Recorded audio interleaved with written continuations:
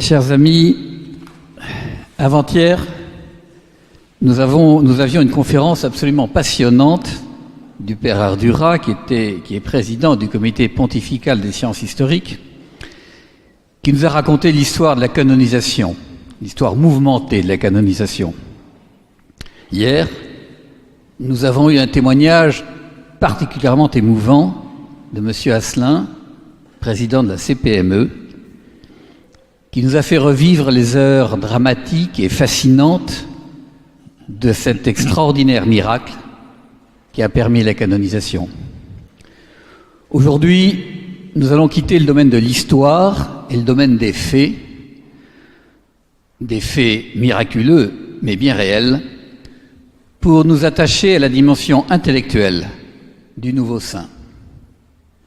Et les rencontres se poursuivront demain, et après-demain, et encore dimanche, et nous insisterons sur la partie spirituelle. Nous parlons davantage de la partie spirituelle, et si je dis davantage, c'est que pour ceux d'entre vous qui étaient là hier et avant-hier, je crois que la partie spirituelle a déjà largement été abordée, tant par le père Ardura que par M. Asselin. Demain, vendredi donc, il n'y aura pas de conférence, mais il y aura une messe solennelle, célébrée en l'honneur, ça sera la messe de Saint-Charles de Foucault, célébrée en l'honneur de Saint-Charles de Foucault, ici à 19h. Et ce même vendredi, à partir de 21h, nous aurons une adoration nocturne toute la nuit jusqu'au samedi matin, devant le Saint-Sacrement et en vénérant les reliques qui vont être transportées à la chapelle de l'école.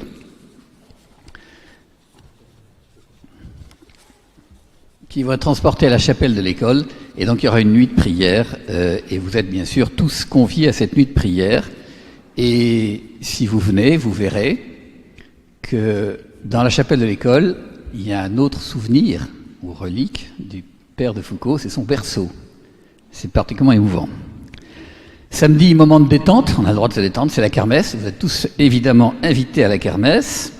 Et enfin, samedi après-midi et dimanche, il y aura encore 2 conférences spirituelles données par l'abbé Dubrul, mais je ne rentre pas dans les détails, je vous renvoie au programme, une sur la dimension eucharistique et l'autre sur l'union, sur la volonté de s'unir à Dieu du père de Foucault. Depuis mardi, nous sommes, je crois, émerveillés, enfin en tous les cas je le suis, parce que nous entendons sur la figure de sainteté de Charles de Foucault, émerveillés par le miracle obtenu grâce à son intercession. Depuis la création de notre école, nous avons mesuré, nous aussi, combien a été réelle l'intercession du père de Foucault à travers de nombreux fioretti sans lesquels, je vous prie de me croire, nous n'aurions pas pu continuer cette œuvre. Alors aujourd'hui où notre situation financière est compliquée, très compliquée. Pourquoi? Parce qu'en fait, si nous avons construit, nous n'avons pas remboursé les emprunts, et c'est maintenant que nous devons rembourser les gros emprunts, eh bien, j'ose vous demander, non pas de donner directement de l'argent, encore que c'est bienvenu, mais de vous faire les porte-paroles pour essayer de nous aider financièrement, c'est un vrai besoin. Et en faisant ça, en parlant autour de vous, vous allez être les instruments de nouveaux fioretti de Saint-Charles. Donc, merci.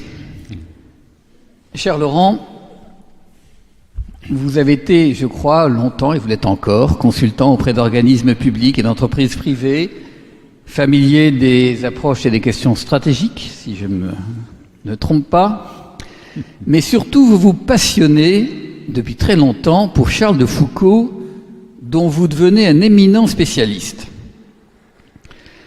Président des Amitiés Charles de Foucault, vous avez beaucoup contribué à fournir des documents et des études pour le procès en canonisation, et le père Ardura me disait en privé combien votre travail avait été utile et combien il avait aimé travailler avec vous.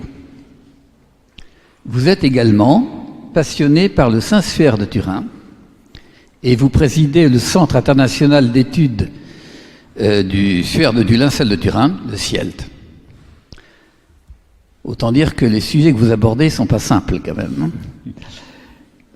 Je signale enfin que vous êtes l'auteur d'une brillante vraiment brillante synthèse historique intitulée 2000 ans d'histoire de l'Église, publiée il y a une vingtaine d'années et que je vous recommande chaudement.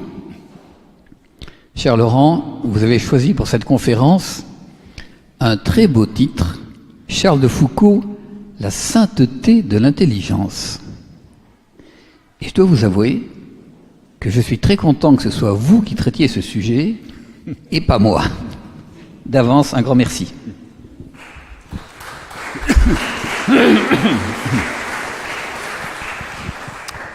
Merci à l'école de Saint-Charles de Foucault et en particulier à son fondateur et président pour m'avoir demandé d'intervenir ce soir. Je suis très honoré et très ému parce que c'est toujours un moment de grâce et d'émotion de parler de Saint-Charles de Foucault. Et alors, excusez-moi si pendant l'intervention, j'ai des troubles de la voix, ce sera le fruit de mon émotion, parce que certains passages régulièrement m'émeuvent et me font vibrer la voix.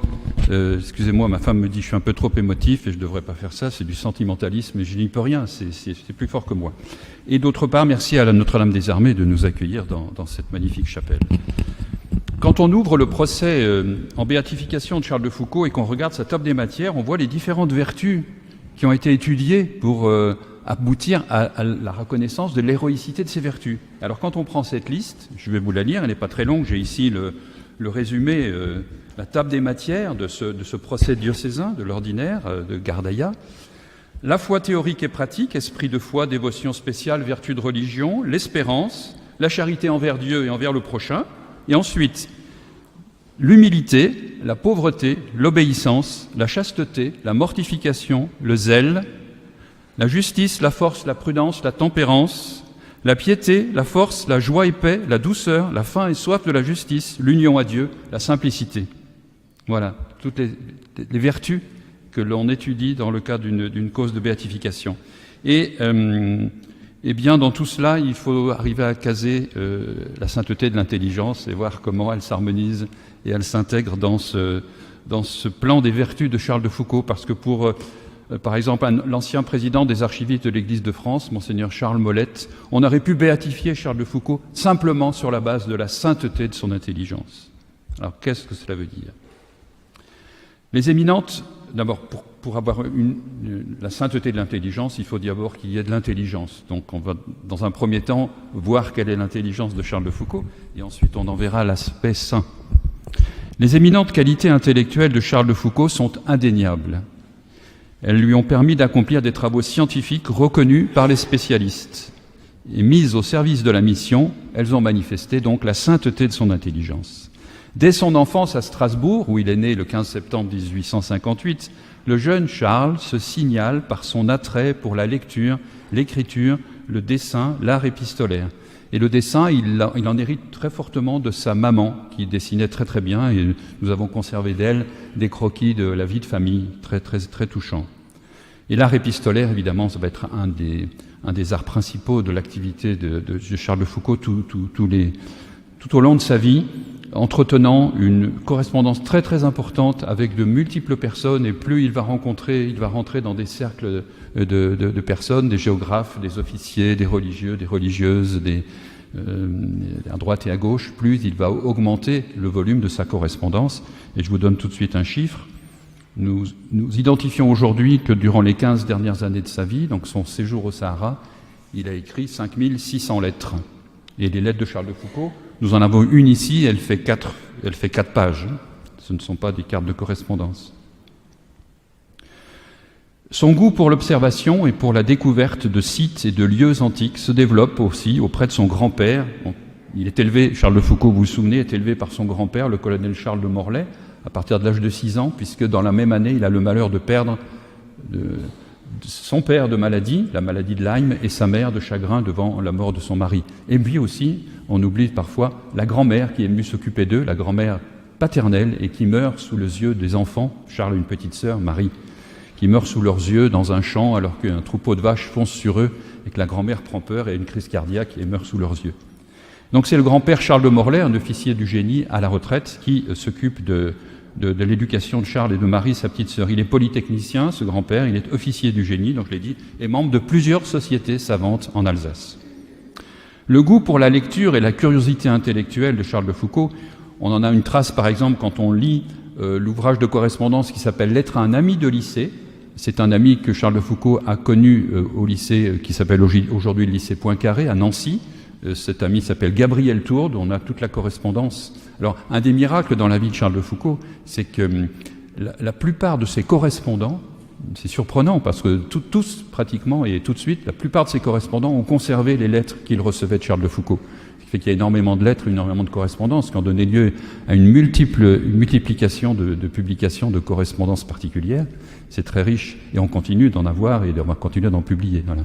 Alors que lui ne pouvait pas garder beaucoup de correspondances qu'il recevait par esprit de pauvreté, parce qu'il n'avait pas l'aménagement pour ça, la place, et qu'il ne voulait pas conserver tout cela.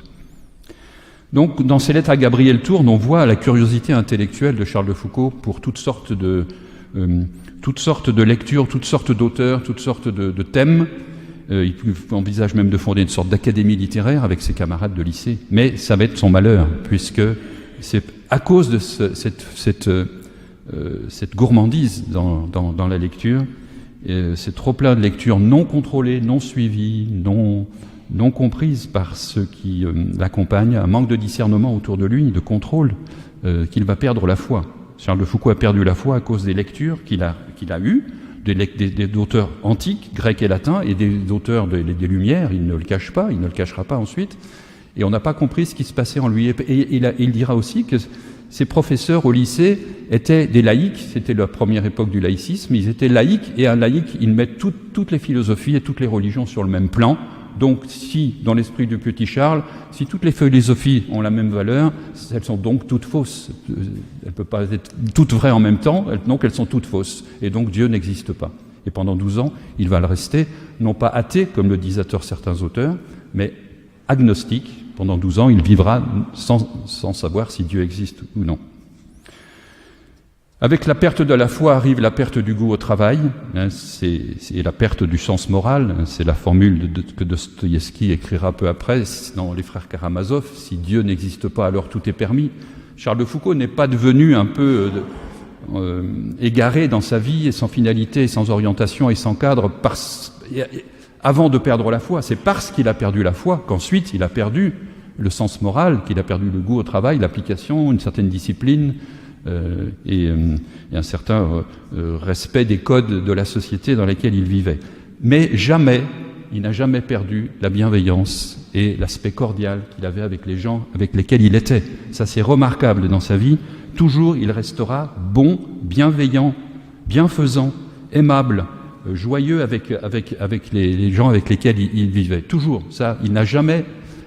À un moment, il se décrit comme étant un monstre d'égoïsme. On se demande vraiment où est l'égoïsme de Charles de Foucault, même dans la période où il avait perdu la foi, vraiment.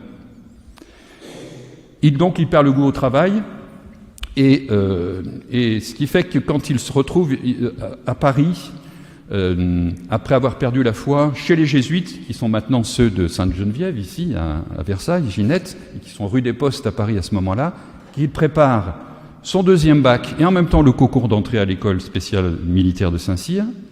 Il travaille si peu que les jésuites décident qu'il ne va pas finir l'année chez eux. Il a passé le premier bac avec dispense d'âge parce qu'il était trop jeune. Et donc il va partir en cours d'année, et il reste que 3 mois avant les concours et avant le bac. Et là, il rentre à Nancy, où s'était réfugié son grand-père après la guerre de 70. Et son grand-père le fait revenir à la maison, un de ses professeurs. Charles de Foucault aimait beaucoup un certain nombre de ses professeurs de Nancy, les fait venir, et ça va être un précepteur. Et en moins de 3 mois, Charles de Foucault se met au travail et réussit brillamment son bac, et ensuite le concours d'entrée à l'école de Saint-Cyr, où il rentre 87e sur un peu plus de 300 admis. Mais il n'a travaillé donc 2 à 3 mois pour cette année-là. Donc quand il veut, il est brillant. Durant les études d'élève officier qu'il va accomplir à partir de là, il se perfectionne en géographie, en topographie, en cartographie, dans l'art du dessin, il continue, et du croquis, en équitation également, autant de disciplines dont il tirera profit un jour. On le voit arriver ensuite en 1901 à Beni Abbès, alors qu'il est prêtre à cheval, accompagné d'officiers. Plus tard, à la fin, dans le Sahara, quand il sera trop fatigué, malade pour marcher, des grandes marches qu'il a faites, on a calculé des dizaines de milliers de kilomètres accomplis par Charles de Foucault à pied dans le Sahara, il reprendra l'équitation. Sa culture générale et les prouesses de sa mémoire, remarquées par ses camarades, font penser à un surdoué.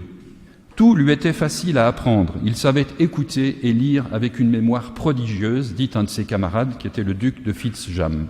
Il avait préparé un jour un exposé, et l'officier qui écoute l'exposé et qui le note trouve ça vraiment admirable, extraordinaire, et il lui dit « Vous avez dû passer un temps fou à préparer tout cela », et tous les camarades riaient sous cap parce qu'il venait d'y travailler seulement quelques heures avant. Ses qualités se montrent encore plus remarquables dans deux moments scientifiques principaux de sa vie. Sa reconnaissance au Maroc, effectuée en 1883-1884 et décrite et commentée dans un ouvrage paru sous ce titre, et son œuvre linguistique, toujours étudiée, sur le dialecte berbère du Hogar, le parler touareg, le tifinagh, et son écriture, le tamashek. De mon carton mystérieux, je sors un premier livre dans lequel il y a ce sont un livre de lettres écrites par des Touaregs en tamashek à Charles de Foucault. Et il y a au centre un cahier de photos qui montre ces lettres. Vous pourrez voir quelle est l'écriture, quels sont les caractères du tamashek. Il y aura un certain nombre de livres que je vais sortir au fur et à mesure, que vous pourrez consulter à l'issue de cette conférence. Donc voilà, Charles de Foucault va étudier ces langues-là. Mais reparlons d'abord de son exploit de géographe, l'exploration, la reconnaissance au Maroc. Il faut mettre à la place qui lui revient ce premier travail scientifique de Charles de Foucault, sa reconnaissance au Maroc, cette première œuvre de Foucault admirable de conscience et de pénétrante intelligence, n'est qu'un récit d'exploration. Et pourtant, les experts de l'époque y ont reconnu un travail encore inégalé. Charles de Foucault n'est pas géographe de formation, mais ses connaissances en géographie, il est plutôt un littéraire, mais ses connaissances en géographie viennent de son attrait pour cette discipline scolaire, malgré tout, puis par les acquis de sa formation militaire à Saint-Cyr. La géographie, la topographie, le dessin. Il a appris principalement sur le terrain plus tard, par lui-même et au contact de géographes patentés. Je vais en reparler. L'intérêt de Foucault pour la géographie trouve aussi ses racines dans les longues promenades accomplies dans son enfance, dans la région de Strasbourg et de Nancy, et il obtient, pendant ses études à Nancy, à plusieurs reprises des accessites en histoire-géographie. À 17 ans, en août 1875, le jeune Foucault assiste, en compagnie de son grand-père, Charles de Morlaix, aux conférences publiques du Congrès international des sociétés de géographie, qui se tient à Paris, et il y est question du Sahara, il y est question de la mer intérieure en Algérie, et Charles de Foucault entend à cette occasion Ferdinand de Lesseps parler de son projet de percement de l'isthme de Panama pour y faire le fameux canal.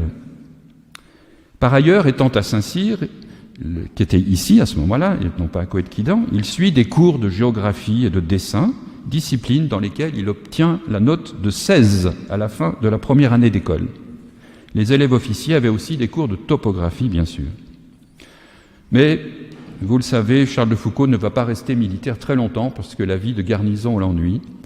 Et quand il n'y a pas de véritable action militaire, un peu provoquant, en particulier en se faisant accompagner d'une femme qui n'est pas son épouse légitime et qu'il fait passer pour telle, il a été sanctionné et puis la vie de garnison reprend. Il décide de démissionner de l'armée d'active parce que cette vie l'ennuie trop. Et il veut profiter de sa jeunesse, dit-il, en voyageant et ainsi continuer de s'instruire.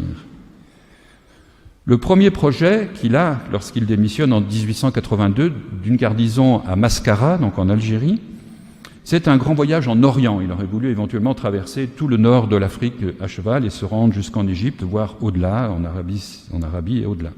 Mais bien vite, Charles de Foucault va se tourner, sous différentes influences, vers le Maroc. Même sans y faire référence ultérieurement, les formations de base lui seront précieuses tout au long de sa vie. Ces connaissances constituent un terrain fondateur pour une connaissance approfondie et scientifique. Et elles vont être complétées pendant 1 an, en vue de ce projet d'exploration au Maroc, par des séances de travail à Alger.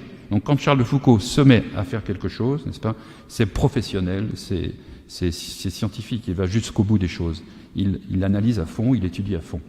Et là, il va passer une année avec les meilleurs spécialistes que va lui faire rencontrer le géographe Oscar McCarthy, qui est directeur de la Bibliothèque nationale d'Alger, et qui va le mettre au contact de tous les spécialistes, dont un certain nombre sont des militaires, du reste, dont aura besoin Charles de Foucault pour être véritablement l'explorateur qu'il veut devenir. Il veut devenir un vrai explorateur professionnel et géographe professionnel. Durant une année complète, donc, qu'il passe à Alger, il se prépare à être cet explorateur. Il est mis très tôt en relation avec la Société de géographie de Paris, et c'est Oscar McCarthy qui fait connaître Charles de Foucault à un des principaux géographes français de l'époque, Charles Maunoir. La Société de géographie était présidée à ce moment-là par, pourquoi j'oublie son nom tout de suite, Henri Duverrier, qui va devenir un ami de Charles de Foucault, ou dont Charles de Foucault va devenir ami. Donc, McCarthy écrit à Charles Maunoir, qui est de la Société de géographie de Paris, avant même le début de l'exploration au Maroc, précisément 3 mois avant. Cette lettre vous sera remise par M. de Foucault, officier des chasseurs d'Afrique, qui se dispose à faire une grande exploration dans le Maroc central, c'est-à-dire dans les parties les moins connues de cette grande région. Il s'y est préparé depuis longtemps par de profondes études d'astronomie, de géodésie. Alors, la géodésie, c'est plutôt l'étude de géographie globale de la Terre, et de linguistique. Il a dressé avec soin les cartes ou portions de cartes qui lui sont nécessaires pour contenir tout ce qui a été fait avant lui et tout ce qu'il doit y ajouter. De nombreuses courses préparatoires lui ont permis de reconnaître toutes les difficultés devant lesquelles il peut se trouver. Dans ces courses préparatoires, il y avait une opération véritablement militaire, la répression de la révolte de Bouhamama, à laquelle il avait participé pendant plusieurs semaines à la tête de son escadron, et c'était au Maroc. Dans laquelle, ils lui ont permis de reconnaître toutes les difficultés devant lesquelles il peut se trouver, toutes les difficultés géographiques, entendons-nous, car il va en rencontrer de la part des populations également. Donc Charles de Foucault améliore toutes les connaissances techniques nécessaires, il se documente sur l'islam et sur les débuts de cette religion, puisqu'il sera en pays musulman. Il apprend l'arabe et le berbère, langue de base du Maroc depuis l'Antiquité, et l'hébreu, puisque ne pouvant aller au Maroc comme chrétien, à cette époque-là, un chrétien rentre comme chrétien au Maroc, ses chances de durée de vie sont assez faibles. Donc Charles de Foucault n'ira pas comme chrétien, il va faire cette exploration au Maroc comme en se faisant passer pour un rabbin juif qui revient de pèlerinage en Terre Sainte et qui vient en Israël et qui vient visiter les communautés juives du Maroc. Donc il va voyager sous cette fausse identité du rabbin Joseph Allemand, c'est le nom qu'il se donne à ce moment-là. C'est un voyage que Charles de Foucault va faire de sa propre initiative, à ses risques et périls, et avec son propre argent. Et à ce moment-là, sa famille, du reste, va le mettre démission de l'armée, organisation de ce voyage très risqué, grosses dépenses. Sa famille le fait mettre par décision de justice, sous tutelle, sous curatelle d'un de ses cousins. Il acceptera du reste très bien. Mais les devises de la famille la famille Foucault, c'est jamais arrière. C'est la devise historique de la famille Foucault, jamais arrière. Et une autre formule importante dans la famille Foucault, c'est quand on part en disant qu'on va accomplir quelque chose, il ne faut jamais revenir sans l'avoir fait. Et donc Charles de Foucault va faire ce voyage. 11 mois à ses risques et périls dans le Maroc inconnu, parce qu'il va aller en fait dans les régions qu'on ne connaît pas, dont on n'a pas la carte, dont on ne connaît pas la topographie, dont on connaît très peu de lieux, on ne connaît pas les mœurs des populations. Et il est là, caché, sous cette fausse identité, et il prend des notes la nuit sur des terrasses, en se cachant derrière des buissons comme il peut. Il est plusieurs fois menacé de mort, il est reconnu, voilà. Je ne vous donne pas tous les détails, mais c'est quelque chose d'extraordinaire. Rien d'étonnant alors que Oscar McCarthy puisse écrire à Charles Maunoir le 7 juin 1884, à la fin du voyage de Charles de Foucault, reprenant le bilan de l'exploration. « Voici Monsieur de Foucault, que je vous ai présenté jadis, de retour parmi nous après avoir accompli cette merveilleuse tournée, ou plutôt exploration de 4000 kilomètres, qui lui a permis de parcourir toute la région marocaine dans ses limites extrêmes. Il fait surtout la partie du sud, l'Atlas et l'entrée du Sahara, etc. Ce qu'il a à nous dire de nouveau dépasse toutes les proportions et nous montre que nous errions, ne possédant sur ce grand pays qu'une masse de documents sans valeur. Faites à Monsieur de Foucault les honneurs de la Société de géographie de Paris, il les mérite sous tous les rapports. On a rarement, bien rarement, aussi longtemps et aussi bien travaillé. S'il y a quelque part une grande médaille d'or à décerner, jamais personne n'y a eu plus de droit. Et de fait, Charles de Foucault se verra décerner, en avril 1885, le grand prix annuel de l'exploration scientifique la plus remarquable la médaille d'or de la Société de géographie de Paris. Il ne sera même pas à la cérémonie de remise de cette médaille du reste, et son cousin Olivier de Bondy le remplacera. Henri Duveyrier, dans la séance du 28 avril 1885 de la Société de géographie, avait déjà dressé le bilan scientifique de ce voyage qui s'était donc déroulé du 20 juin 1883 au 23 mai 1884. Un seul homme, le vicomte Charles de Foucauld, a doublé pour le moins la longueur des itinéraires soigneusement levés au Maroc. Il a repris en les perfectionnant 689 km des travaux de ses devanciers et il y a ajouté 2250 km nouveaux. Pour ce qui est de la géographie astronomique, il a déterminé 45 longitudes et 40 latitudes. Et là où nous ne possédions que des altitudes se chiffrant par quelques dizaines, il nous en apporte 3000. C'est vraiment une ère nouvelle qui s'ouvre. Ces renseignements renouvellent littéralement la connaissance géographique et politique presque tout entière du Maroc. Et c'est Henri Duveyrier qui dit ça, le plus grand géographe, explorateur français de l'époque, avant Charles de Foucauld. Voilà. Alors je ne vous lirai pas un livre, un passage de la reconnaissance au Maroc, mais je tire de mon carton magique le livre Reconnaissance au Maroc, que Charles de Foucauld va ensuite publier, va mettre quelques années à écrire et va publier, et où il y a tous les détails des lieux où il est passé, des populations qu'il a rencontrées, tout ce qui concerne plein de choses durant ce voyage. De fait, ces résultats serviront de source au grand géographe Élisée Reclus pour sa volumineuse Nouvelle géographie universelle qui paraît en 1886. Cette exploration intéresse aussi les géologues. Charles de Foucauld prendra le temps donc pour mettre au point le texte de sa relation qui ne paraîtra plusieurs années après sous forme de livre que le 4 février 1888, c'est une réédition que j'ai ici, accompagnée de croquis et de cartes. Le livre avait été précédé de quelques interventions publiées par la Société de géographie de Paris. Foucauld en enverra même une dédicace à son professeur d'histoire et de géographie en classe de rhétorique au lycée de Nancy. Le livre connaîtra une notoriété en France, mais aussi parmi les géographes européens. Duveyrier avait regroupé les appréciations favorables de l'allemand Wichmann, du voyageur anglais Joseph Thomson, du président de la Société royale de géographie de Londres, le général Strachey, qui en effectuèrent des comptes rendus. Et le témoignage de Budget Mekin, géographe anglais au congrès de géographie d'Oran en avril 1902, donc 18 ans après l'exploration de Charles de Foucauld, est éloquent. Voici ce qu'il dit. « Aucun voyageur moderne n'a approché de M. de Foucauld, au double point de vue de la précision des observations et de la préparation même du voyage.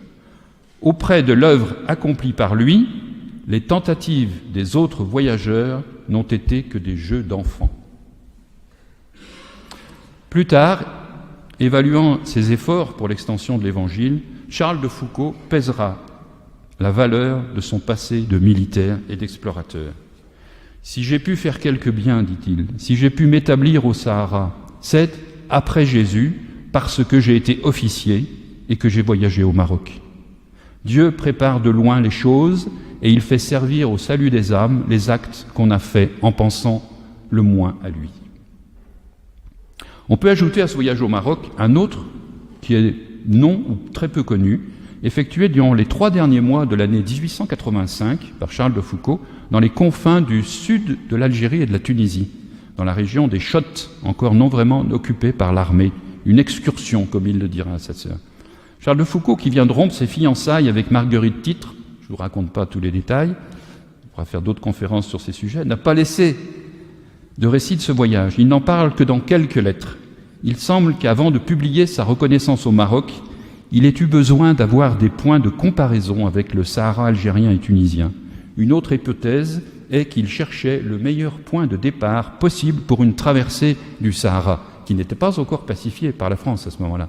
La France était tout de suite au nord du Sahara, dans des oasis très au nord, comme le nom moderne qu'on connaît de Béchar ou Colomb Béchar. On n'était pas plus au sud que cela à ce moment. Voilà. Ce qu'il en a rapporté, ce sont 3 curieux petits carnets de dessins contenant 131 esquisses à la mine de plomb. Il les a offerts ensuite à Henri Duveyrier en témoignage d'amitié. Mais ce dernier meurt et Charles de Foucauld et les carnets se retrouvent définitivement classés dans les archives de la prestigieuse Société de géographie de Paris, boulevard Saint-Germain, où leur présence n'est connue que de rares initiés. Et pourtant, étudiées dans les années 1980 par un groupe d'experts, elles ont alors montré leur valeur historique inestimable, car les dessins révèlent le spectacle d'un Sahara à jamais révolu. Les esquisses sont particulièrement précises et annotées et datées, croquis d'explorateurs et de militaires. Carton magique, j'ai le livre des esquisses. Vous pourrez les consulter. Elles permettent de retracer un parcours de près de 2000 km par oasis et paysages que Charles saisit et fixe en images les plus proches de la réalité. Seul compte pour lui le témoignage scientifique et non pas la reconstruction. Ces esquisses ont été publiées donc en 1985. Voilà. Charles de Foucault ensuite, vous le savez, retourne à Paris, se convertit dans l'église Saint-Augustin, cherche sa vocation, devient trappiste pendant 7 ans, puis, ayant quitté la trappe avec la permission du supérieur, devient ermite en Terre Sainte. Et là commence une partie de sa vie où il y a quand même une œuvre qui n'est pas scientifique mais qui est importante. C'est le véritable début de son œuvre spirituelle. Donc nous, les Amitiés Charles de Foucault, nous avons édité l'intégralité de l'œuvre spirituelle de Charles de Foucault. Il y aura peut-être d'autres volumes qui s'ajouteront en faisant des morceaux choisis. Il y a 23 volumes. Œuvre spirituelle de Charles de Foucault aux éditions Nouvelle Cité. Alors ça comporte soit ses carnets quotidiens, les notes qu'il prenait chaque jour expliquant sa vie, comme le carnet de Béni Abbès, mais il y a le carnet de Taman Rasset, des commentaires liturgiques. Il a, en 1897, à Nazareth, ça a été vraiment la grande époque pour lui. Il a pu beaucoup contempler, méditer, écrire. L'abbé Huvelin, son directeur, le prêtre qui avait reçu sa conversion, lui a donné tout de suite la recommandation d'écrire ses méditations devant le Saint-Sacrement par écrit. Et à Nazareth, pendant 3 ans, Charles de Foucault n'a fait presque que cela. Et donc, il y a de gros ouvrages qui sont de cette période. Considérations sur les fêtes de l'année. Il y a aussi tout un commentaire de l'Évangile selon saint Matthieu. Il y a des notes de retraite spirituelles, comme le volume En vue de Dieu seul. Et puis, il y a toute la série des tentatives de règlement, de directoire, de constitution, de communautés religieuses, puisqu'il a toujours assez vite essayer d'écrire des règles de frères et de sœurs qui viendraient vivre comme lui, avec lui, et qui feraient le même travail que lui. Donc il a écrit des règles qu'il a remaniées sans cesse et transformées. Voilà, ça fait aussi un autre gros volume qui est dans la collection des œuvres spirituelles. Mais il accepte de devenir prêtre à partir de 1900, alors que jusqu'à maintenant il était réticent, parce que vous savez qu'un autre de ses leitmotivs, c'est d'être à la dernière place. Il revient en France, il est ordonné prêtre le 9 juin 1901 dans la chapelle du Grand Séminaire de Viviers. Il sera prêtre diocésain de Viviers jusqu'à sa mort. Et là, il voudrait porter dans l'esprit du mystère de la visitation, qu'il a énormément découvert en étant en Terre Sainte. Et du reste, il a fait un très beau dessin qui représente la rencontre de la Vierge avec sa cousine Élisabeth. Et il voudrait, dans l'esprit de la visitation, porter Jésus aux pauvres. C'est ce qu'a fait la Vierge en allant voir sa cousine Élisabeth. Elle a apporté Jésus à Élisabeth et à Jean-Baptiste. Et là, Charles de Foucault voudrait faire la même chose, mais auprès des plus pauvres. Et pour lui, les pauvres, c'est ceux qui n'ont jamais entendu le nom de Jésus, qui n'ont jamais vu une ligne de l'Évangile. Et lui, les pauvres qu'il a connus, c'est ceux qu'il a vus au Maroc quand il a fait sa reconnaissance. Et donc, il voudrait retourner au Maroc. C'est pour ça qu'il va venir avec l'autorisation, la tolérance de l'administration française et des Pères Blancs qui dirigeaient un petit peu l'Église en Algérie à ce moment-là, s'établir au nord du Sahara, pour commencer, dans un lieu qui s'appelle, une oasis qui s'appelle Béni Abbès. C'est le lieu le plus au sud en Algérie que la France a pacifié récemment, pas depuis très longtemps, depuis quelques mois. Il s'y installe, il est près du Maroc, en espérant pouvoir rentrer au Maroc et convertir des Marocains. Et il écrit du reste un ouvrage sur la mission au Maroc. Il attendra le général Lyotet qui commande le Sahara et qui va bientôt rentrer au Maroc, vous savez, dont il deviendra le résident général et comme une sorte d'empereur, viendra le voir. Il sait que Foucault a fait cette exploration, il a lu son livre, il veut d'autres renseignements, d'autres informations, et Foucault se dit chic, il va me prendre avec lui, et je vais aller au Maroc avec lui et faire mon... Mais non, Lyotet ne fera pas appel à lui. Donc à ce moment, Charles de Foucault va se tourner vers le sud du Sahara. Il va plus se tourner, il est à Béni Abbès, et là, étant à Béni Abbès, c'est vers l'ouest qu'il se tourne. Le Maroc est à son ouest pour lui, mais là, non, il va se tourner vers le sud, d'autant qu'il est devenu très très ami avec celui qu'il appelle même l'ami incomparable, le commandant des oasis sahariennes, le fondateur des compagnies sahariennes, le très très grand officier français, Henri Lapérine de Houpoul, qui va être vraiment pour lui un soutien, un ami, va le comprendre beaucoup et va comprendre aussi quel rôle très important peut jouer Charles de Foucault dans l'esprit de la pacification que ce Lapérine veut amener dans ce grand territoire qui est grand comme 5 fois la France, le Sahara. Et Charles de Foucault va accepter petit à petit d'accompagner Lapérine dans ce qu'il appelle des tournées d'apprivoisement. Et du reste, à ce propos, je vais vous lire le texte précis de la lettre qui se trouve ici et qui est arrivée hier dans la vitrine des reliques, parce qu'elle parle précisément d'une tournée d'apprivoisement. Elle est du 17 juin 1904. « Mon cher Louis, Charles de Foucault écrit à son cousin issu de Germain, Louis de Foucault, qui était officier comme lui et qui à ce moment-là n'avait pas la foi, qui se convertira en 1908. Merci de ta lettre du 2 avril reçue il y a 3 jours. Merci des nouvelles de tous les liens, de tous les tiens et des Bondy. Bondy, c'est sa cousine Marie Moitessier, devenue Marie de Bondy, qui était un peu sa mère spirituelle. Oui, je fais une petite tournée dans les oasis du Sud, mais sans aucun péril. C'est un pays fort paisible, beaucoup plus sûr que la région de Beni Abbès. Je suis très lié avec le commandant Lapérine, commandant supérieur des oasis, mon vieux camarade, jadis sous-lieutenant avec moi aux chasseurs d'Afrique. Je viens de l'accompagner pendant 3 mois dans une tournée administrative chez les Touaregs nouvellement soumis. Depuis 1 an et demi, 3 des 6 grandes fractions composant le peuple touareg ont fait leur soumission entre ses mains. Chaque année, il les visite, tournée pacifique, fraternelle, d'apprivoisement, d'encouragement, de mise en confiance et en amitié, vraie visite épiscopale. Cette tournée pacifique, amicale, fraternelle était tout à fait bienfaisante, je l'ai accompagnée. Nous avons passé 3 mois chez les Taïtok, les Iforas, les Ahagars. Il vient de rentrer à Insala et se prépare à aller en France. Je lui ai dit d'aller te voir et te donner de mes nouvelles s'il passe par Tours. C'est l'officier de plus grande valeur et distinction qui m'a comblé de marques de preuves d'affection. C'est un vrai et bon ami et un bon cœur. Je suis resté dans le sud derrière lui, avec un détachement qu'il a laissé pour continuer l'œuvre d'apprivoisement, de mise en confiance. Je rentrerai à Insala vers mi-septembre, parce qu'après Beni Abbès, Charles de Foucault a acheté aussi un bien à Insala, qui est à peu près au centre du Sahara, où il a passé quelque temps, et puis cette maison finalement a été submergée par la dune, elle est sous le sable aujourd'hui. Et puis à Beni Abbès, dont il gardera la propriété jusqu'à sa mort, vers octobre ou novembre, s'il plaît à Dieu. Je me recommande et je recommande les Touaregs à tes prières, à celles de ma cousine Élisabeth, c'est la femme de ce cousin Louis, et de tes enfants. Charles de Foucault sera parrain d'un de ses enfants du reste. Mes plus affectueux respects à ma cousine, je t'embrasse ainsi que tes enfants et je t'aime de tout mon cœur dans le cœur de Jésus. Charles de Foucault, ce Louis, c'est son frère, parce que dans sa génération, il n'y a qu'un seul homme dans la famille, c'est ce Louis de Foucault. Et tous les autres membres de la génération de Charles de Foucault sont des femmes. Frère Charles de Jésus, écris-moi toujours à Beni Abbès, cela suit. Donc voilà, Charles de Foucault se tourne vers le sud, se tourne vers les Touaregs. On est en 1904. Et en 1904 va commencer son nouveau grand chapitre de travail scientifique, encore peut-être insurpassable, en tout cas insurpassé aujourd'hui, son étude de la langue des peuplades Touaregs.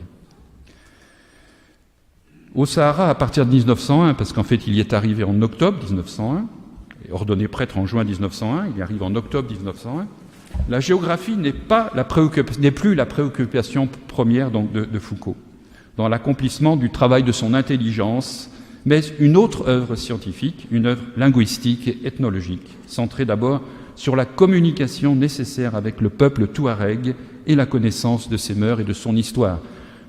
On vient de lire cette lettre qui est de 1904, une certaine tournée d'apprivoisement. À ce moment-là, il a déjà repéré un endroit où il va retourner en 1905, toujours avec le commandant Lapérine, et où là on rencontrera le roi des 6 grandes nations touaregs, ce qu'on appelle l'Aménokal Moussa Agamastan, et qui deviendra aussi un ami de Charles de Foucault, et qui va accepter que Charles de Foucault s'installe au milieu des Touaregs, et lui donne, c'est à Moussa Agamastan qui donnera en août 1905 à Charles de Foucault un terrain dans l'oasis de Beni Abbès, dont l'Oued a très peu souvent d'eau, où il y a 20 feux à cette époque. Aujourd'hui, Tamanrasset est une ville de plus de 100 000 habitants. Mais au moment où Charles de Foucault s'y installe, il y a 20 feux. Et ce sont des cabanes de branchage. Donc, la communication nécessaire avec ce peuple touareg est la connaissance de ses mœurs et de son histoire. Pour faire du bien, dit-il, il faut pouvoir se faire comprendre. C'est là le commencement de tout. Écrit-il à sa sœur le 30 juillet 1906. Et les travaux de langue, préparation nécessaires, sont indispensables pour faire du bien aux personnes. note-t-il le 1er juin 1910 dans ses carnets.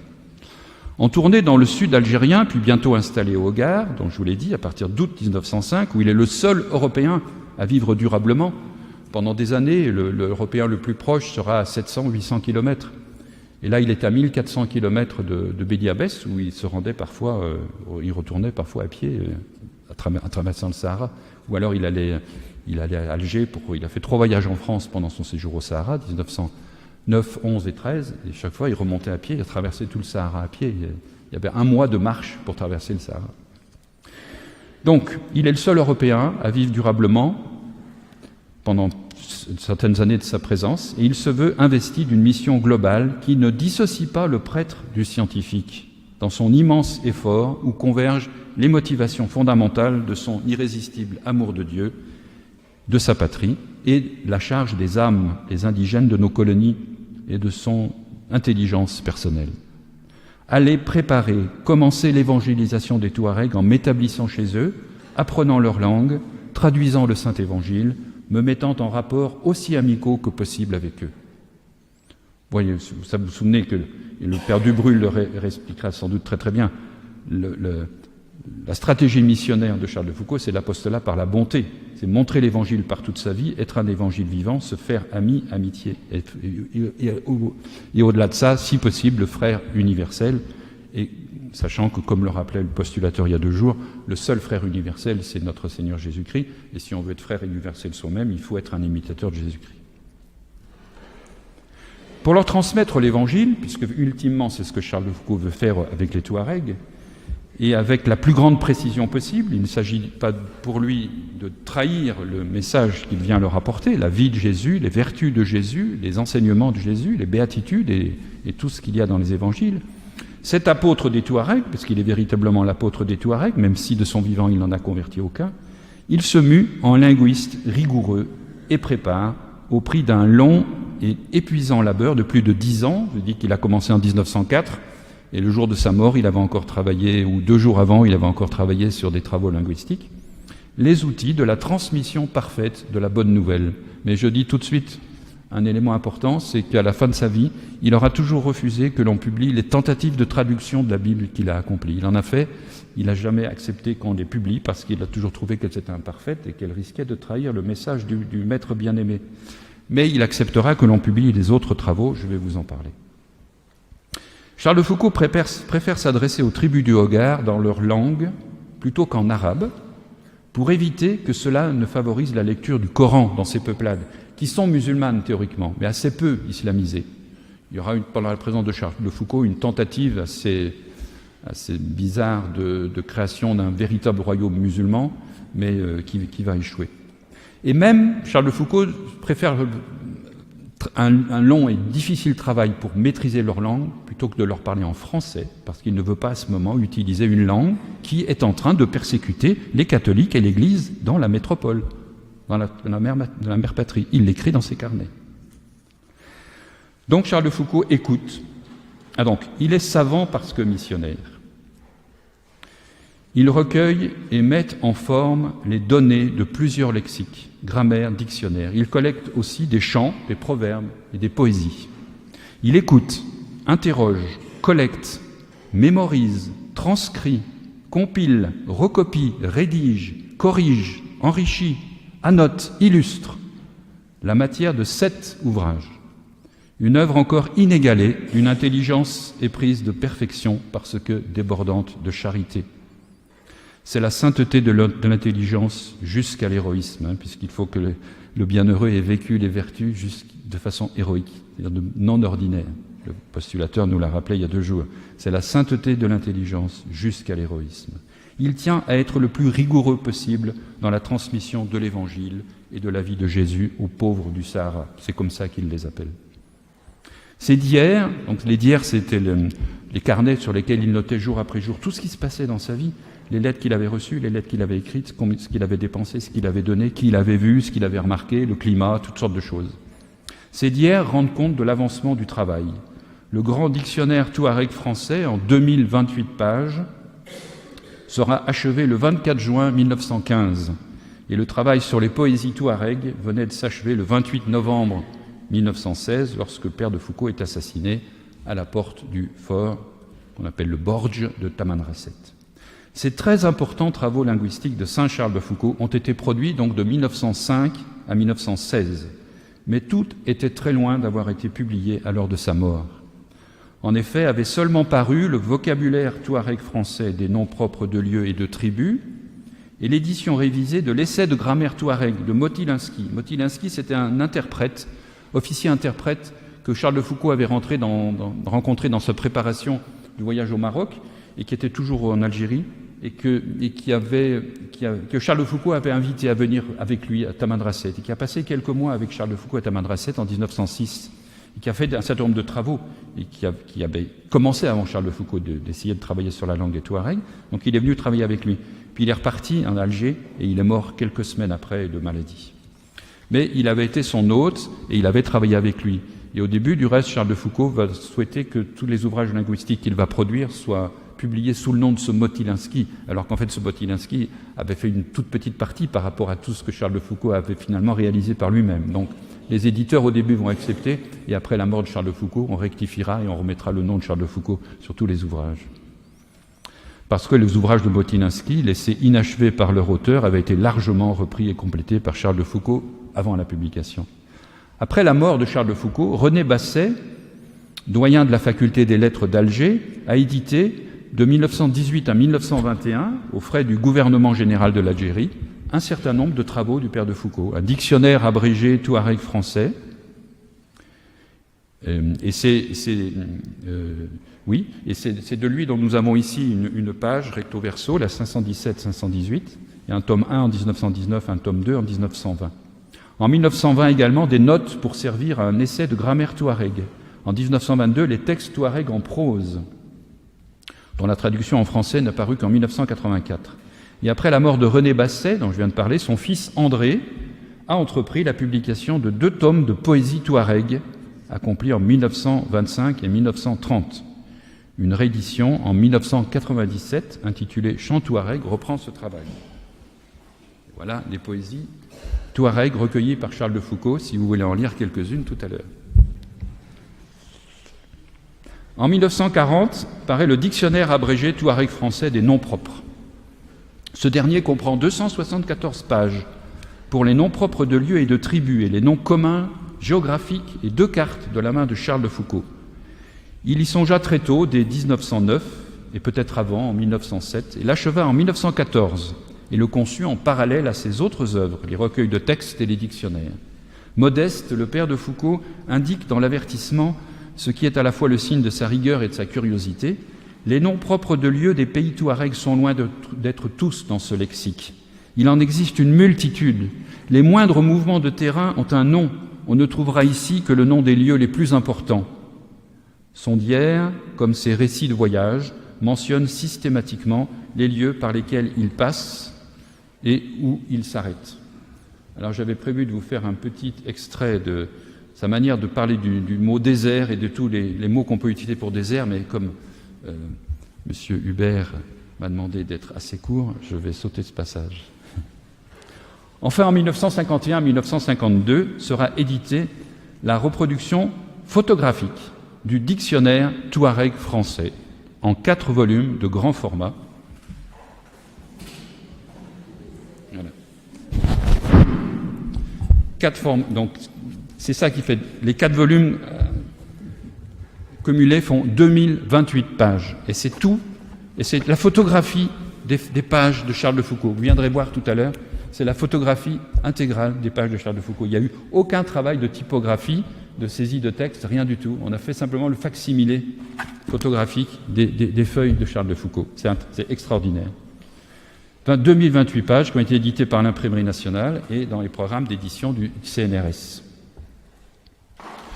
J'ai déjà parlé des poésies. Charles de Foucault a également recueilli des proverbes touareg. Et Guy Basset, l'arrière-petit-fils d'André et le fils de René, dont j'ai parlé tout à l'heure, qui est membre de notre conseil d'administration, est en train d'étudier ces proverbes touareg. Il n'est pas un mot, pas une poésie, pas un détail de mœurs que le père de Foucault n'ait recueilli lui-même. Sans trêve, il a enquêté et vérifié. Avec quelle patience, avec quelle douceur aussi. Il a su recueillir d'informateurs souvent malhabiles, j'avais prévu de vous parler d'un d'entre eux, je ne le fais pas, les milliers de vocables et de renseignements qui devraient former la matière de son travail. Il a connu la fatigue des séances d'enquête où il faut garder son attention tendue, sa clairvoyance sans défaut, et aussi penser en partie double, Touareg français. Aider une âme étrangère à se saisir elle-même. Évidemment, il s'appuyait sur des autochtones qu'il payait pour lui donner des renseignements, pour lui raconter des histoires, des légendes, les poèmes. Il allait le soir aux veillées qu'animaient les femmes. Chez les Touaregs, ce sont les femmes qui jouent d'une sorte de violon et puis elles racontent les choses. C'est des poésies d'amour et des poésies de guerrières, etc. Et donc, des séances d'enquête où il faut garder son attention, sa clairvoyance, penser en partie double, aider une âme étrangère à se saisir elle-même, à s'exprimer sous des formes intelligibles. Il a goûté les joies de la trouvaille, sans doute, mais il s'est résigné aussi aux lenteurs, à la monotonie des enquêtes poussées à fond qui seules donnent accès au réel. Et Charles de Foucault veut toujours avoir accès au réel. Pas de reconstruction, le réel lui-même, très scientifiquement. Cette œuvre ne vaut pas seulement par sa masse. Elle a été faite avec un tel sens et une telle intelligence qu'aujourd'hui encore, de l'avis des spécialistes, nous ne possédons sur les autres dialectes berbères aucune enquête qui vaille celle que le père de Foucault a faite sur la langue touareg de la Haggar. Dans notre conseil d'administration, nous avons un certain Dominique Casaju, qui du reste a fait la réédition des chants touareg, qui est au CNRS le responsable des études sur les langues berbères et qui ne cesse de vanter la qualité du travail de Charles de Foucault, comme tous ses collègues français et européens, qui disent « jamais personne ne pourra refaire ce qu'a fait Charles de Foucault sur cette langue ». Tous les travaux scientifiques du père de Foucault ont pu être édités, d'autant plus facilement que tout était achevé, était prêt pour la publication. Le père de Foucault ayant lui-même laissé 2 exemplaires manuscrits de chacun de ses travaux. Un auteur exprime ainsi l'admiration qu'éprouvent ceux qui les ont entre les mains. Ces lourds cahiers cartonnés ne sont pas même fatigués par l'usage. On chercherait en vain sur leur page un faux pli ou une souillure. Ce labeur de calligraphie n'était pas seulement un difficile exercice de volonté. Le père de Foucault voulait sans nul doute que ses ouvrages puissent s'imprimer sans lui et ce souci a sauvé son œuvre. On a retrouvé une partie de toutes ces pages, du reste, éparpillées dans le sable du fort. Après sa mort, les gens qui sont venus le tuer ont fouillé et ont pris les richesses qu'ils ont cru trouver dans le fort. Et il y avait des tas de manuscrits de Charles de Foucault qui étaient en chantier, qui n'avaient pas encore envoyé dans le nord de l'Algérie et qui étaient là, qui étaient éparpillés sur le sol, mais on a tout retrouvé et tout reconstitué. Pour dresser une sorte de bilan de cette œuvre scientifique de Saint-Charles de Foucault, on peut la caractériser de la façon suivante. Il ne s'est pas contenté, après avoir édité une grammaire touareg, qu'il donne comme un simple essai, de recueillir le seul vocabulaire indispensable aux besoins de la vie courante et de la prédication. Il a étudié le dialecte berbère dans son entier, notant et analysant jusqu'aux mots qui pouvaient sembler inutiles aux futurs missionnaires. Bien plus, dans ses poésies touareg, il a recueilli la littérature de ces cours d'amour touareg où la passion la moins pure se voile de poésie. Il savait que si l'on veut comprendre l'âme d'un peuple, il ne faut rien négliger de sa langue, de sa littérature ni de ses coutumes. Et que connaître les âmes à moitié, c'est risquer de perpétuelles méprises. Il peut y avoir jusque dans l'apostolat missionnaire de terribles malentendus. Le père de Foucault voulait éviter à ses successeurs cette demi-ignorance qui annihile les plus beaux zèles et retarde la conquête des âmes. On serait sans excuse de ne pas dégager la double leçon, à la fois missionnaire et mystique, que comporte l'œuvre scientifique du père de Foucault. S'il ne s'interdisait nullement l'apostolat direct, il voulait avant tout préparer l'œuvre des missionnaires, c'est-à-dire de ceux qui tenteraient l'évangélisation totale du pays. Lui, il se considère comme un défricheur. On a dit maintes fois que cette préparation était avant tout mystique. Évidemment, par la seule présence eucharistique, il pensait que le Christ rayonnerait. Il voyait le Christ rayonner par l'Eucharistie sur tout le désert, sur tout le Touareg, sur tout le Sahara, sur tout le Haggar, sur tous les Touaregs. Et par l'exemple de sa vie menée selon l'Évangile, être un évangile vivant, il disait, dans la règle qu'il a écrite, il dit rien qu'en voyant leur vie, et il parle de ses disciples, les frères et sœurs du Sacré-Cœur, qu'il rêve de fonder, rien qu'en voyant leur vie, des gens qui n'auront jamais entendu une ligne de l'Évangile, jamais lu une ligne de la Bible, devront comprendre ce que c'est que de vivre selon Jésus-Christ et selon les vertus évangéliques. Voilà, il voulait être cela, un évangile vivant. Mais il y a besoin aussi d'outils techniques et de connaître ce peuple de l'intérieur par sa langue et par ses mœurs. Assurément, cette préoccupation missionnaire et mystique revient d'une manière lancinante chez saint Charles de Foucault. Et d'ailleurs, il semble s'être trouvé comme entraîné bien au-delà de ce qu'il avait pu imaginer lui-même, car il avait conscience qu'il y faudrait 30 ans en tout, toute la vie d'un homme, pour construire cet outil linguistique. Mais pour avoir eu ce sens aigu des réalités spirituelles qui est le don de Dieu à ses saints, le père de Foucault n'en a pas moins été attentif au côté humain de la préparation missionnaire. Cette préparation de l'apostolat, il l'a conçue avant tout comme un travail scientifique, et à ce travail, il a consacré tout le temps que lui laissait libre la prière et le soin des âmes. Pour l'ermite du Sahara, ces travaux préparatoires consistaient en premier lieu dans l'étude de la langue et des coutumes des peuples à évangéliser, dans la reconnaissance du seul chemin qui puisse conduire aux âmes des infidèles, même si lui n'est qu'un défricheur. Autrement dit, cette exigence scientifique chez le père de Foucault était une manière d'être missionnaire. S'il a voulu incorporer la discipline scientifique à sa règle de vie religieuse, ce n'était pas pour lui le simple prolongement d'habitudes antérieures, ce n'était pas non plus pour revendiquer quelques parcelles de ce qu'il est convenu d'appeler la gloire scientifique, ou la rage laïque de connaître, comme disent certains auteurs qui n'ont rien compris à Charles de Foucault, c'était avec la conviction de faire œuvre de pionnier, non seulement en préparant les voies à ceux qui, venant après lui, pourraient profiter de son travail, mais aussi en traçant les voies pour les futurs missionnaires, en rendant manifeste à leurs yeux les exigences auxquelles il leur serait indispensable de se soumettre. Ceux-ci, en effet, devront d'abord acquérir une excellente culture générale et un commencement de préparation spéciale, afin qu'arrivés en pays de mission, ils soient capables d'étudier au plus tôt ceux qu'ils auront à évangéliser. Ils ne devront jamais se laisser rebuter par le travail d'enquête, par les voyages interminables et épuisants, où, malgré la fatigue du chemin, l'attention ne doit point s'assoupir, par les longues séances d'information sans cesse reprises et pas toujours également fructueuses. Le travail sur place, qui est une détente pour celui qui ne le pratique qu'à intervalles assez grands, amènera parfois chez eux la satiété pire que la fatigue, et l'apostolat ainsi conçu aura plus d'exigences que la science dite désintéressée. Il demandera des dépouillements autrement complets et surtout une synthèse autrement sûre. Nulle gloire humaine, nulle satisfaction de carrière ne viendront dédommager de leur peine ces missionnaires savants, puisqu'ils auront par avance renoncé au monde.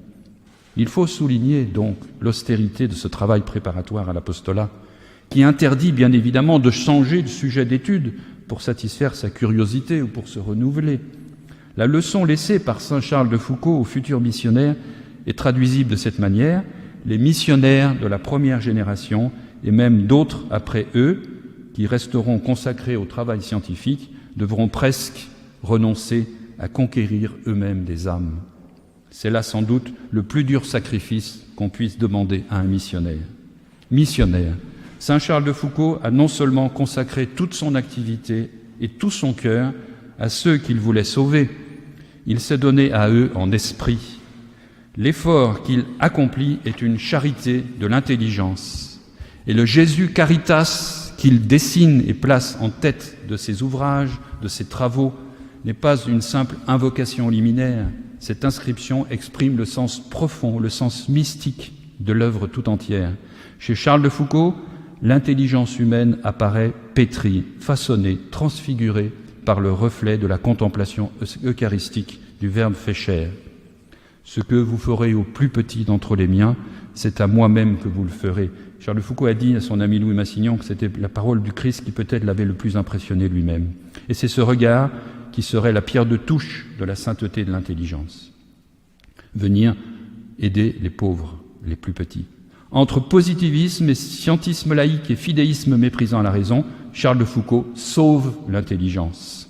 Savant parce que missionnaire, Charles de Foucault sauve l'intelligence de l'homme par la sainteté de l'intelligence qui fut sa vie au Sahara. Il est ainsi un parfait saint patron pour votre école, chers parents et cher Hubert. Je vous remercie.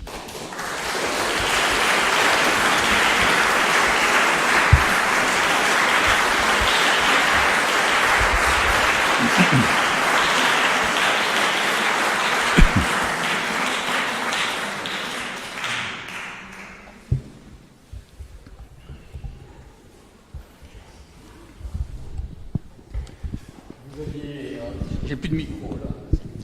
Vous aviez une tâche impossible et vous y avez réussi, c'est-à-dire à synthétiser l'œuvre extraordinaire, l'œuvre intellectuelle extraordinaire de Pierre de Foucault. Peut-être se donner 2-3 minutes, il y a une ou deux questions, on va prendre une ou deux questions très rapidement.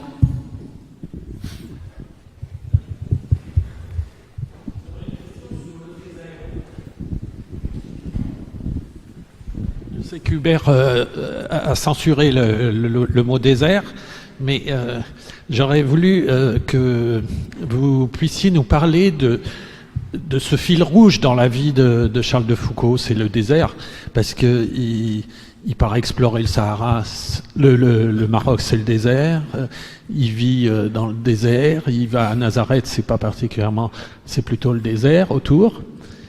Ce fil rouge, mystiquement, et dans sa vie, est-ce que ça représente vraiment quelque chose qu'il a décrit comme fondamental pour lui? Non, non. De fait, la présence de Charles de Foucault au désert est assez impressionnante et représente de nombreuses années dans sa vie, mais il n'est pas premièrement attiré par le désert. C'est les circonstances qui l'amènent à aller vers les plus pauvres et les pauvres qu'il a connus. Et donc, il ne serait jamais allé chez les Touaregs s'il avait pu rentrer au Maroc. Il est allé au Maroc parce qu'il avait fait une expédition militaire et qu'il avait vu là-bas qu'il y avait des tribus sédentaires qui vivaient calmement de leur culture et de leurs élevages, mais qui étaient sous la terreur parce qu'il y avait des tribus de rasieurs qui descendaient des montagnes et qui s'emparaient des biens des autres. Il s'était dit, il faut que la France connaisse cet endroit, vienne s'y installer un jour, il faut que je prépare cela. Il n'y est pas allé parce que c'était l'attrait du désert marocain, de l'Atlas marocain. C'était un autre genre de travail qu'il veut le faire scientifiquement, donc il fallait pour ça, comme il l'a compris, être un véritable explorateur et géographe. Mais même s'il évoque de façon un peu biblique la nécessité de passer par le désert, on a une phrase célèbre qui est souvent sur des images et dans des textes, il faut passer par le désert, etc. Il n'a pas la mystique du désert, c'est pas l'appel du désert, c'est pas l'appel du silence. Ce film de Léon Poirier, qui a fait quand même connaître pas mal Charles de Foucault pendant la Seconde Guerre mondiale, mais qui décrit un Charles de Foucault, il n'est pas cela. Il va vers les autres. Et il n'y a pas de grandes élévations de Charles, il y a très peu de grandes élévations de Charles de Foucault devant la splendeur du désert. Si une fois ou l'autre, quand il est à la Sécrème, ce lieu là-haut à 2900 mètres d'altitude, où il a construit son ermitage, mais il y est allé pourquoi à la Sécrème? Parce qu'à Tamanrasset, depuis des mois, il n'y avait plus d'eau, et tout le monde était parti. Ils étaient tous montés dans la montagne, dans le massif de la Tacor, où il y avait encore quelques rochers qui étaient humides, quelques taches de flaques d'eau par endroit, et donc ils y étaient allés avec leurs troupeaux. Et Charles de Foucault, qui voulait montrer aux Touaregs ce que c'est que de vivre selon l'Évangile, et qui était toujours visible à eux, les a suivis et est allé vivre avec eux là-bas. Ils n'ont pas s'isoler tout seuls dans une immensité désertique de rochers face à Dieu, non. Donc Charles de Foucault connaît l'importance du désert, c'est un moine qui a été tout de suite un moine exemplaire, le père abbé de la Trappe des Neiges dans lequel il est rentré, au bout de quelques années, disait « Il y a en lui l'étoffe de plusieurs saints, je n'ai jamais vu tant de sainteté que dans les livres ». Et là, j'ai mon frère Marie Albéric, c'était le nom de Charles de Foucault comme trappiste, c'est merveilleux. Donc, Charles de Foucault connaît la spiritualité du désert, mais c'est pas ce qui l'attire véritablement. C'est d'aller vers des pauvres, et les circonstances et le Saint-Esprit vont l'amener à être dans le désert. Je ne sais pas si j'ai bien répondu, mais voilà. C'est ça. Il y a une autre question?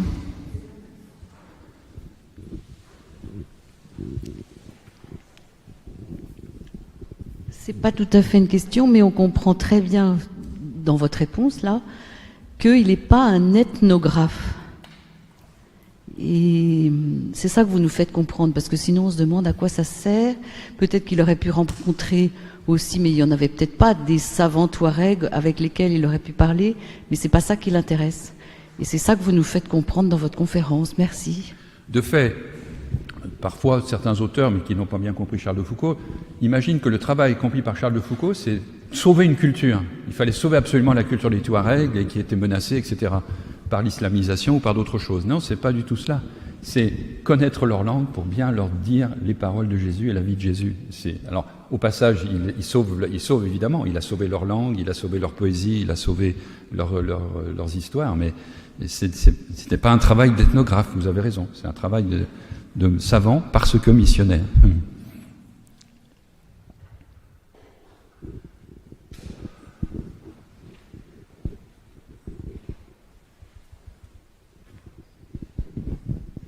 Moi, je voudrais simplement raconter quelque chose que j'ai appris, soit par ma famille, soit à Saint-Cyr, quand j'y étais, où Charles de Foucault était très vénéré, même avant qu'il soit saint. On racontait que quand il était en garnison, qu'il n'aimait pas, et qu'il avait un caractère un peu particulier et qu'il n'était pas très obéissant, il avait été puni par son chef de corps le jour du bal du régiment, était mis aux arrêts. Et Charles de Foucault donc était aux arrêts, bloqué chez lui, et il avait retenu, en payant sur sa solde, toutes les calèches qui auraient dû amener les officiers et leurs épouses au bal du régiment. Et quand les gens venaient pour la retenir, on disait « Ah, nous sommes retenus par M. Charles de Foucault ». Et toutes les calèches étaient devant chez lui, et tous les officiers et leurs épouses sont partis à pied. Je ne sais pas si c'est réel, mais j'ai entendu cette histoire. Il se dit beaucoup de choses sur Charles de Foucault, un peu de ce genre, mais nous avons passé beaucoup d'années à chercher à tout vérifier. Il y en a assez peu que l'on arrive à valider. Les sanctions de Charles de Foucault pour indiscipline sont vraiment très rares et très peu graves, en fait. Et les deux plus importantes, il est parti pour... Il a eu des sanctions comme tous les autres élèves officiers, en fait, quand on voit son livret militaire et les causes. Et quand il était élève. Et ensuite, voilà, deux fois, il est parti pour fêter l'anniversaire de sa sœur ou l'anniversaire de sa cousine, et sans avoir demandé la permission. C'était pas pour faire des escapades extraordinaires et des folies fantastiques. Alors, on n'a fait pas un saint avant sa conversion, ni évidemment qu'il ait reçu toutes les grâces du bon Dieu nécessaires. Mais il y a beaucoup de choses légendaires dans la vie de Charles de Foucault. Ils sont ajoutés. C'est pas du tout un homme à femme, par exemple. Bon. Il y a une histoire avec cette fameuse Mimi qui a fait qu'il a été mis en disponibilité de l'armée en 1881, et c'était en fait une provocation qu'il avait un peu montée parce qu'il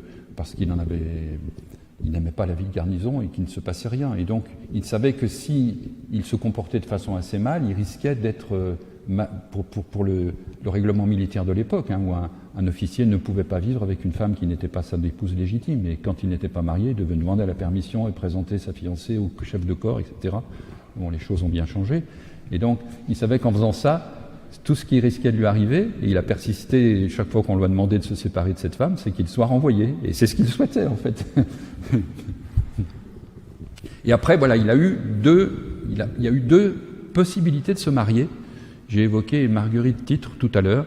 Il y a eu une autre femme aussi qui était la fille de la personne chez laquelle il logeait quand il était à Alger pour faire toutes ses études préparatoires. Et voilà. Et puis ensuite, cette Marguerite Titre, qui était la fille du commandant Titre, qui était un des officiers qui a beaucoup aidé Charles de Foucault à la préparation de son voyage au Maroc, un ami d'Oscar McCarthy, qui est une famille de protestants. Et c'est la famille de Charles de Foucault qui n'a pas accepté ces deux projets de mariage et qui chaque fois lui a demandé d'arrêter et de rompre. Et Charles de Foucault l'a fait. Mais dans le procès de béatification, on a un très très joli témoignage de Marguerite Titre, qui est toujours restée très fidèle au souvenir de Charles de Foucault, qu'elle avait énormément aimé et qu'elle trouvait fantastique et admirable. Et Charles de Foucault disait « J'ai pas la foi, mais vous élèverez nos enfants dans votre foi, il n'y a pas de difficulté, etc. » Enfin, tout, et il était bon, il était parfait. Voilà. Mais la famille n'a pas voulu de ce mariage parce que c'était pas la même catégorie sociale, c'était une protestante, c'était... Voilà. Marguerite Titre.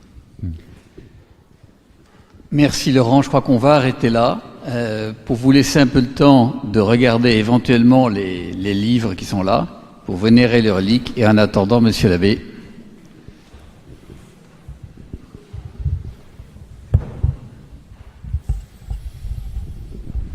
C'est juste pour vous faire prier et pour vous remercier, cher monsieur. Merci beaucoup au nom de toute la paroisse, de tous nos paroissiens, de notre curé. Et vos paroles nous ont montré que Charles de Foucault sut employer ses talents pour Dieu, pour la charité. Nous lui demandons donc la grâce, nous demandons à Dieu la grâce, par l'intercession de Charles de Foucault, de savoir faire la même chose, et par l'intercession de la bienheureuse Vierge Marie.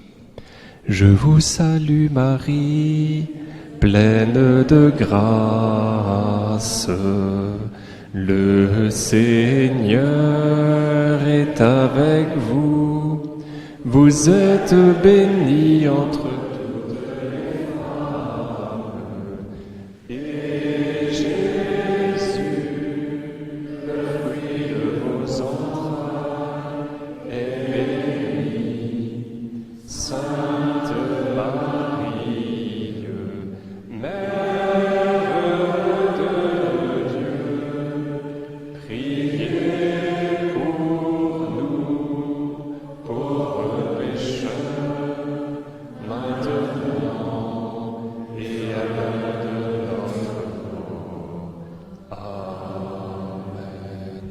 Notre-Dame des Armées, priez.